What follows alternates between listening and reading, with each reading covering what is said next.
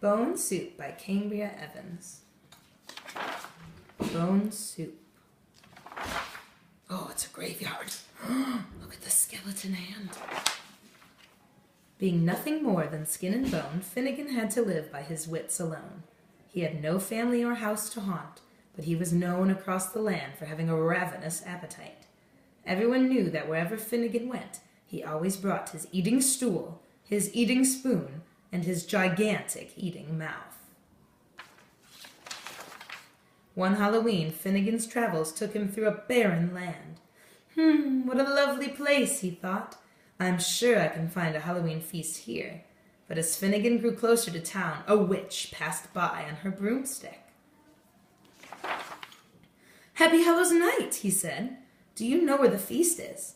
The witch took one look at Finnegan and quickly flew away. Back in town, the witch told the beast, and the beast told the zombies, and the zombies told the mummy, and before you knew it, the entire town was talking about the impending arrival of Finnegan the Eater. Here they are telling each other. Oh my goodness, they're big gossips. Here comes Finnegan! We don't need a big mouth like that in our town. We have barely enough food for ourselves. I've heard he's worse than a plague of locusts. Who's Finnegan? In a panic, the witch booby-trapped her jars of eyeballs, and the beast locked his bat wings in a cupboard. The zombies put their frog legs in the cellar, and the mummy and the other town's creatures hid all they had to eat.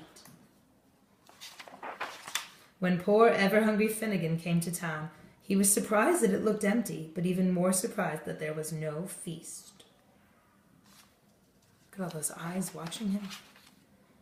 So Finnegan knocked on the witch's door first. Could you spare a bit of food? He called out. I have nothing for you, the witch shrieked. Next, Finnegan tried the beast's door.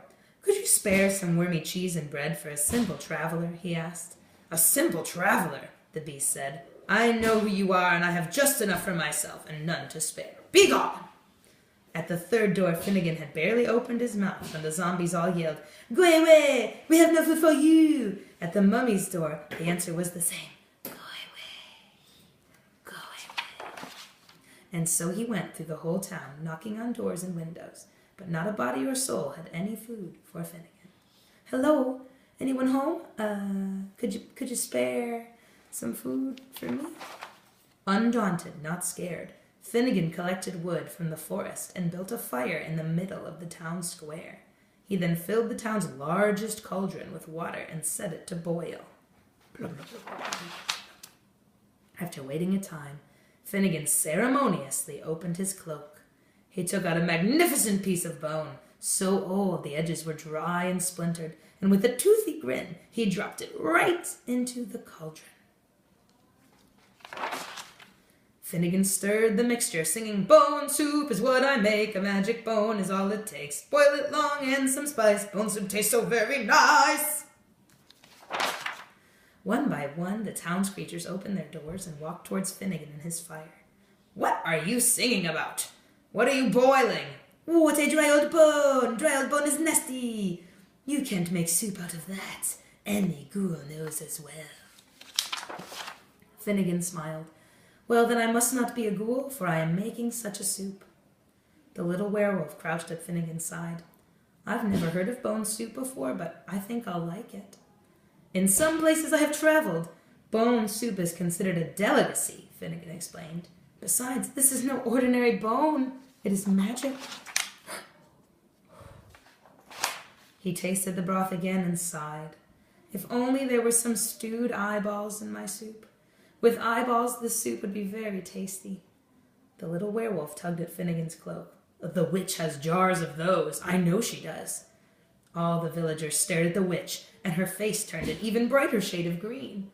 Yes, I do, she stammered, but they're imported eyeballs. The villagers stared at the witch until she finally fetched some from her stash. The eyeballs were a fabulous addition to the soup, but soon Finnegan looked wistful. If this only had some bat wings, can you imagine what flavor they would add? The little werewolf tugged at Finnegan again. The beast has cupboards full of those. I saw them myself. Embarrassed, the beast fetched an entire box of bat wings. The wings were added, and just as Finnegan had said, their flavor was wonderful. Nice beast, look at all those bat wings, what a boss. Finnegan continued to stir the soup, but he looked longingly into the cauldron.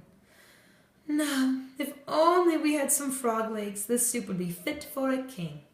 The little werewolf tugged once more on Finnegan's cloak. The zombies have a cellar filled with those, just ask them. Before Finnegan could even ask, though, the zombie children had fetched all the frog legs they could carry. Whoa, so many frog legs, so little time.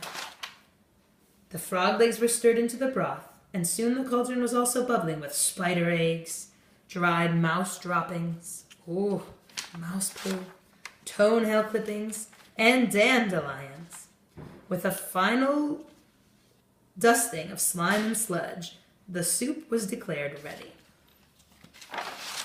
Of course the soup is wonderful alone, Finnegan said, but it takes only wormy cheese, bread, and company to make it a true Halloween feast. Go, bring your cheese, bread, and bowls so we can share this bone soup together.